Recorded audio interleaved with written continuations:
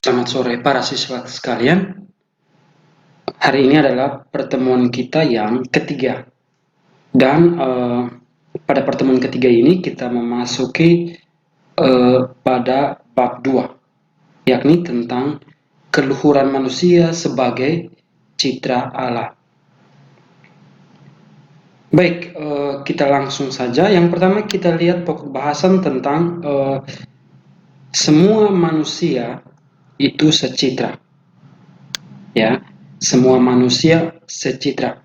Dan yang pertama kita lihat dasar biblis atau kitab suci, yakni pada kitab Kejadian bab 1 ayat 27 yang mengatakan demikian. Maka Allah menciptakan manusia menurut gambarnya, menurut gambar Allah diciptakannya, dia, laki-laki dan perempuan, diciptakannya mereka. Artinya, manusia makhluk ciptaan paling mulia, menyerupai Allah. Dan ini mendapat tekanan lebih lanjut jika kita lihat pada perjanjian baru, yakni pada kitab Mazmur bab 8 ayat 6, di mana mengatakan Mazmur, engkau telah membuatnya hampir sama seperti Allah dan telah memahkotainya dengan kemuliaan dan hormat. Jelas ya, jadi menurut Mazmur bahwa manusia itu diciptakan menyerupai gambar dan rupa Allah sendiri. Atau dengan kata lain disebut dengan imago Dei, the image of God. Apa yang dimaksudkan dengan citra? Ya, citra maksudnya adalah pancaran atau cerminan. Jadi ketika Allah menciptakan manusia, perempuan dan laki-laki yakni Adam dan Hawa, menurut gambar dan rupanya sendiri, Allah menciptakan mereka sesuai dengan pancaran atau pantulan dari rupanya sendiri. Oke. Artinya, dalam martabat setiap pribadi manusia ada gambaran atau pantulan rupa Allah sendiri. Dalam diri manusia, dalam setiap pribadi manusia ada cerminan, ada pancaran kebaikan dari Allah sendiri. Kita lihat kitab yang berikut sebagai landasan biblis, landasan kitab suci dari gambaran tentang manusia secitra dengan Allah, yakni dari kitab Yeremia bab 1 ayat 5, di mana mengatakan, sebelum aku membentuk engkau dalam rahim ibumu, aku telah mengenal engkau, dan sebelum engkau keluar dari kandungan, aku telah menguduskan engkau, aku telah menetapkan engkau menjadi nabi bagi bangsa-bangsa. Artinya, Allah telah memberikan karunia keluhuran bagi setiap pribadi. Ini merupakan bacaan yang sangat menarik karena ini berbicara tentang panggilan Yeremia sebagai nabi dalam Perjanjian Lama. Oke. Kita lihat perikop yang berikut adalah dari surat pertama pada Yohanes bab 4 ayat 7 sampai 21, di mana Yohanes sering menggambarkan atau menyebut banyak kali itu tentang kasih. Bagi Yohanes, kasih adalah yang paling penting. Yohanes menggambarkan bahwa Allah adalah kasih. Allah adalah kasih. Allah menciptakan manusia seturut gambar dan rupanya sendiri. Maka manusia yang adalah ciptaan Allah memancarkan kasih Allah. Manusia menyerupai kasih Allah sendiri. Dalam diri manusia terpancar atau tercermin kasih Allah. Karena itu manusia hendaknya membagikan kasih Allah itu kepada sesama. Di sini tugas manusia adalah saling mengasihi agar Allah tetap tinggal dalam pribadi manusia. Jadi di mana ada kasih, di situ Allah berkarya dalam diri setiap pribadi. Kemudian kita lihat surat Rasul Paulus kepada jemaat di Efesus bab 4 ayat 32, di mana mengatakan, hendaklah kamu ramah seorang terhadap yang lain, penuh kasih mesra, dan saling mengampuni, sebagaimana Allah di dalam Kristus telah mengampuni kamu. Di sini maksudnya adalah manusia diundang untuk hidup sebagai umat Allah yang memelihara persaudaraan.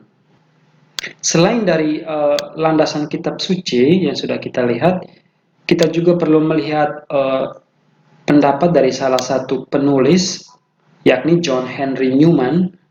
Di sini saya tidak mencantumkan foto. Beliau hidup setelah masa reformasi gereja, di mana waktu itu gereja masih hidup dalam abad ke-8.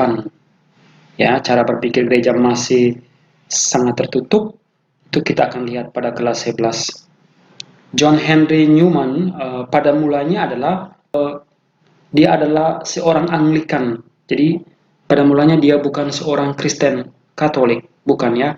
Dia sebelumnya adalah seorang Kristen beraliran Anglikan yang ada di Inggris. Dalam biografinya dikatakan bahwa beliau menamatkan studinya pada College Trinity di Oxford. Kemudian pada akhirnya dia menjadi pengajar atau profesor di University of Oxford. Oke. Kemudian dia merupakan figur yang sangat penting. Pada mulanya itu adalah gerakan Anglikan. Itu gerakan Anglikan yang ingin mengembalikan tradisi Anglikan kepada tradisi Katolik.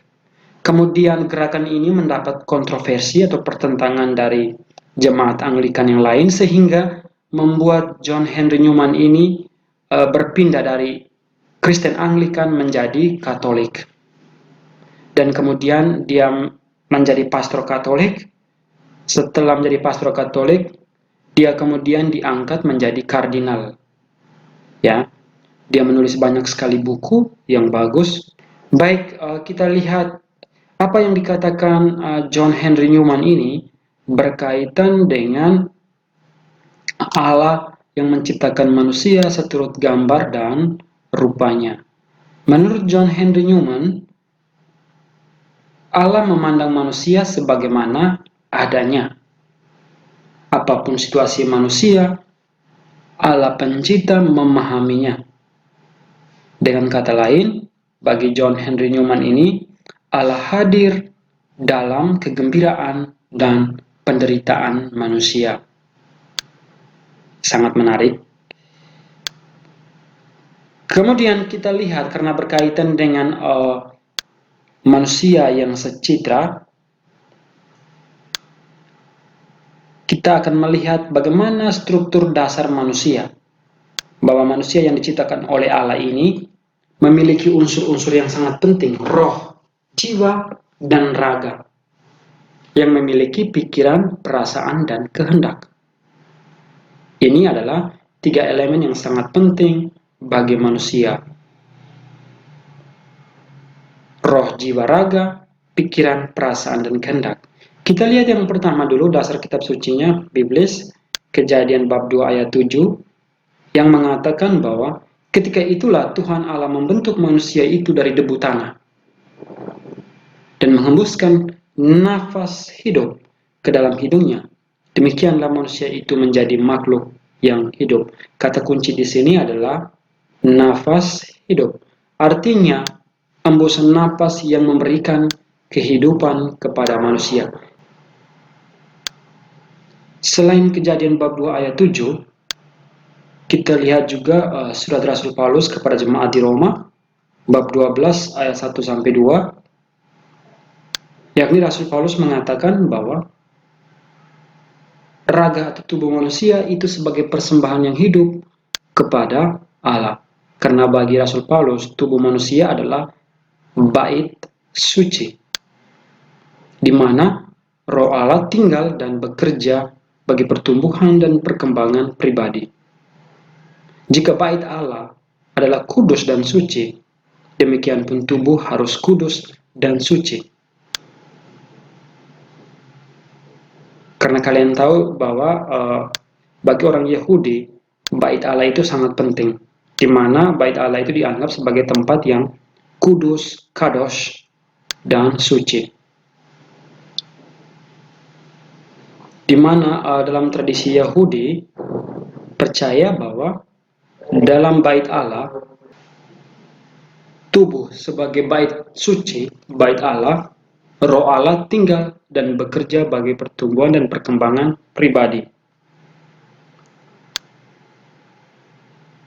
Oleh karena itu, karena bait Allah adalah suci, demikian pun tubuh hendaknya kudus dan suci, sebab tubuh adalah milik Tuhan. Tubuh adalah tempat di mana Kristus berada paling dekat. Tubuh adalah tempat di mana Tuhan menghadirkan karya keselamatan.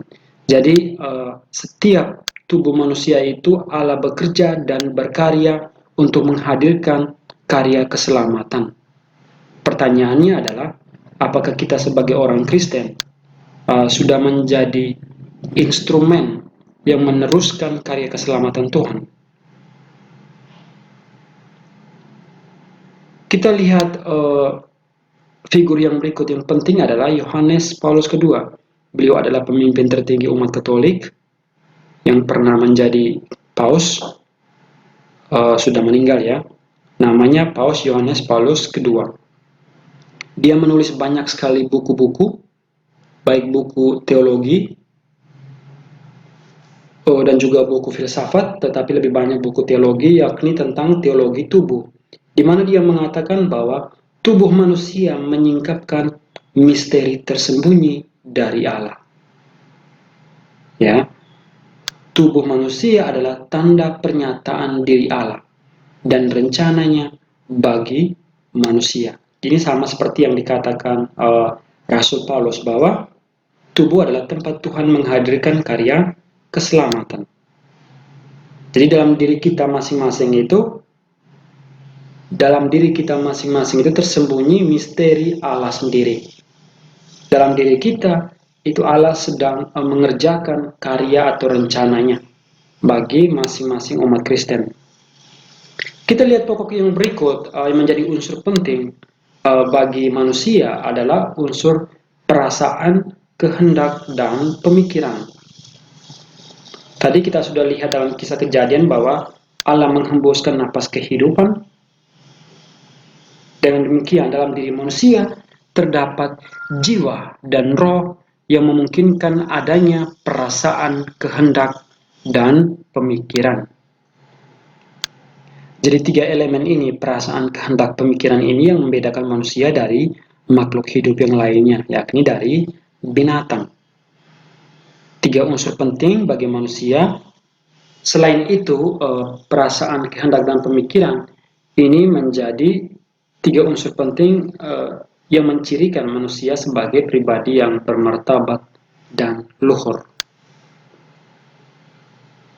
Oke? Dan untuk menutup pertemuan kita sore ini, ada tugas diskusi. Yang pertama, saya minta kalian memberikan pendapat kalian, pendapat pribadi, apa yang kalian ketahui tentang kehendak. Berikan pendapat kalian. Kira-kira yang ada di kepala kalian tentang kehendak ini seperti apa? Yang kedua, berikan juga pendapat kalian, pendapat pribadi, tentang perasaan. Kira-kira perasaan itu persisnya seperti apa? Itu dua pertanyaan diskusi ini, saya memohon kalian menjawab di kolom diskusi di aplikasi Skoologi. Oke, dengan demikian pertemuan kita hari ini sampai di sini. Selamat bekerja dan tetap jaga kesehatan.